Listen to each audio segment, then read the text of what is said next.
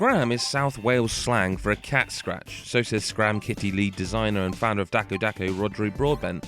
That means the title of this game is actually Cat Scratch Kitty, or Scratch Kitty for short. It's an app warning. Scram Kitty and his buddy on rails stings, but it stings in a good way.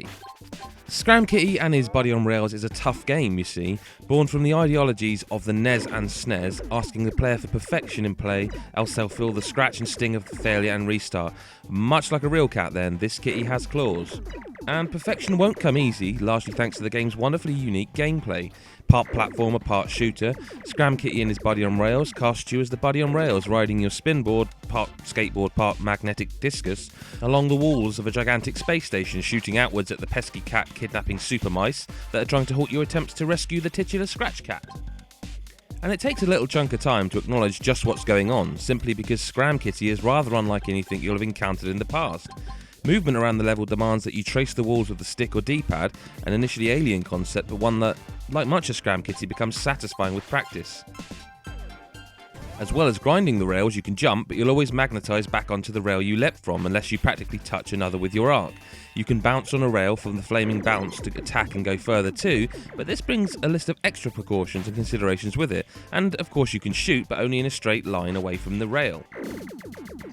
You see, not only are you trying to understand how to play a shooter from a linear path, you're also experimenting with gravitational pulls, worrying about constantly shifting shot trajectories, trying to avoid waves of enemy fire, and work out how to use your limited skill set to deal with the plague of enemies trying to eject you from the rail while searching for the stage's conclusion, all without dying.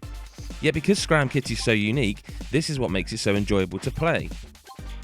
There's an arcade beauty to it. Tracing the wall with your left thumb has a Pac-Man-like satisfaction as practice sees you glide around the arcs and twists of a level while nailing pesky mech mice with precise shots from your locked angle has distinct echoes of classics like Space Invaders and Galaxian, albeit with a thoroughly modern flavour. But it's when you start to get really good and when you start feeling those perfect run vibes, something you'll need in the time challenge mode, that Scram Kitty and his buddy on rails becomes a beautiful game. A game where motion is never ending, where brave slingshots around gravity sources are used to rescue kitties more efficiently and without error. And if a criticism must be levelled at Scram Kitty, it's that the Wii U implementation isn't truly integral to the title, despite the use of the second screen being quite fun. Some may consider it slightly short, because it will take roughly 5 to 6 hours to rescue Scram Kitty, and about 8 or 9 to rescue every cat.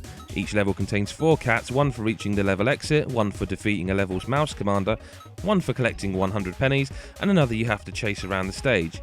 With that said, the extra challenge mode truly evokes the game's retro heritage and provides a task so tough it will extend the game's life many times for the dedicated. Kitties have claws and kitties scratch. Scram Kitty and his buddy on rails certainly does this through its difficulty and unique controls. Yet cats also have a unique trait.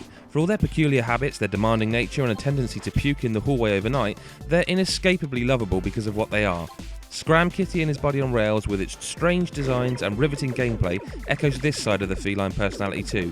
Captivating stuff.